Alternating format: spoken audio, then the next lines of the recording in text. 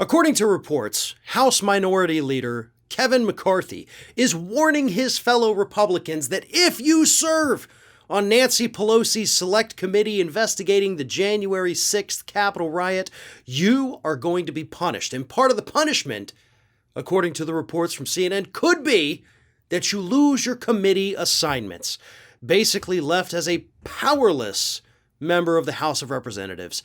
Kevin McCarthy, after these reports came out yesterday, issued a statement. He said, "I'm not making any threats about committee assignments, but you know how Congress works. You get elected by your district and you get your committees from your conference.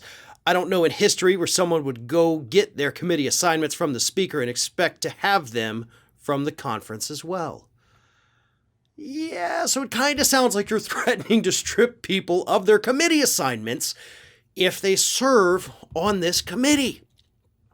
Now, here's the thing. Representative Liz Cheney, Republican from Wyoming, has already been appointed by Pelosi to the committee. And this warning was clearly meant for people like Liz Cheney and, of course, Republican Representative Adam Kinzinger, who actually did respond to these threats and said, "Who gives a shit?" Like that was Adam Kinzinger's response. And even though he's a Republican, I gotta say I admire that. That is a good response. Who gives a shit? Because this is too important. This really, truly is one of those issues where you have to put country over party here, Kevin. But you're such a spineless, ridiculous little coward that you're refusing to let your own Republicans serve on the committee. And by the way, you actually had the opportunity, right? In the first vote, for the first, commission that was going to be formed, you would have had the ability to put your own people on this committee, right?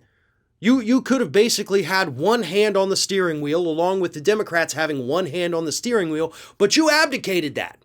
You wanted to play politics, you wanted to be a partisan hack, and this is what you get, and you don't get to punish your little fellow Republicans if they decide they want to do the right thing for once in their lives. Because yes, this really would be about the only good thing these Republicans do. Keep in mind, every Republican voted against the formation of this select committee, with the exceptions of Kinzinger and Cheney. And this does not, by any stretch of the imagination, absolve Kinzinger and Cheney of their past sins and, of course, of their future sins. Because outside of this one particular issue, basically sticking it to Trump and his supporters, they're with Republicans like 90% of the time. They all voted against the stimulus payments. They're all not working towards infrastructure. They're not doing anything on climate. They're certainly not giving us affordable health care. They're doing nothing for us. The only time they're going with the Democrats again is on this particular issue, and it's because they actually hate Trump so much. I don't think it's because they love America or because they really want answers. It's because they hate Trump so much. Having said that, this committee is the best possible thing we could hope for. We do need these investigations, but most importantly, as I pointed out at Ring of Fire, we need to know why Republicans are fighting so hard against it, because I'm not so convinced that it's only because, the answers are going to make Republicans look bad.